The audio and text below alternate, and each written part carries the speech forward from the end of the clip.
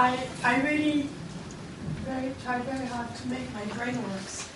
And one of the questions I address to myself is the opportunity of brain education. Brain education and MDGs give us an opportunity to understand how to remove a barrier to using brain education to promote the MDGs, how to use scientific and technical knowledge to bearing on development and to responding to the MDG target and challenges. Always bearing in mind that brain education differs from other factors of production in that it expands when applied. And the challenge of a knowledge-based economy is not the scarcity of knowledge, but inadequacy in diffusing and using it.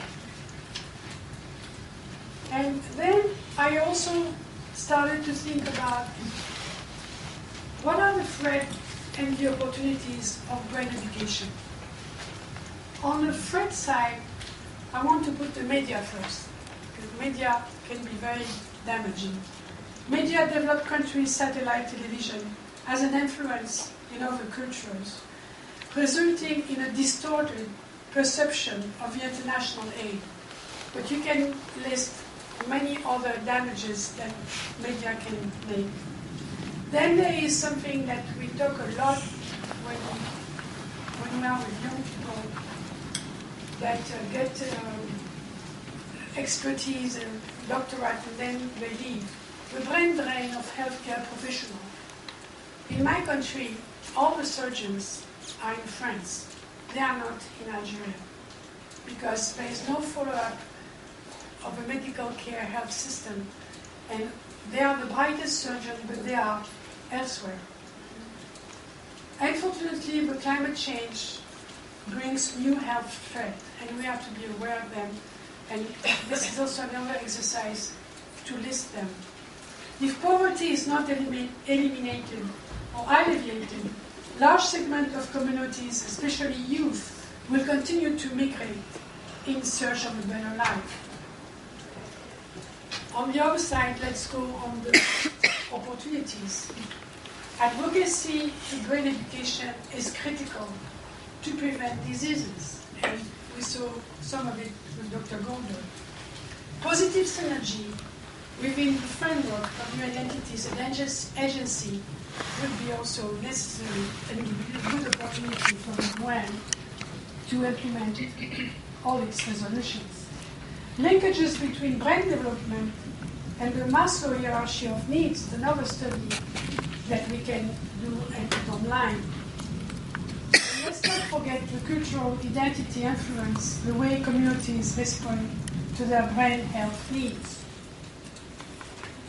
At the General Assembly 63rd last year, health was the main topic. And I would like to quote from the 63rd session of the GA, Globalization in Health, October 2008. Health is not a personal issue or only a family or community issue. It is a complex global challenge that needs the active involvement of a full range of global and national actors. And then we always finish, when we talk about the MDG, about a dark picture of it. You know, we are not going to make it, although I said that we might and we should. So I have a great respect for a great lady in the UN, and it's not because the Deputy Minister is here today, but this great lady is from Tanzania.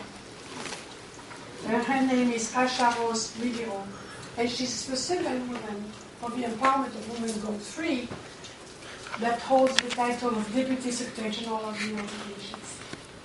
So she's the only person in all the reading I've made that put the MDG frame in a positive way. If the MDGs are implemented in time in all parts of the globe, 500 million fewer people will be living in extreme poverty. 300 million fewer will go hungry. 30 million fewer children will die before their 5th birthday. 350 million more people will have access to safe drinking water. 650 million more to sanitation. Real economic and social opportunity will open up on an unprecedented scale.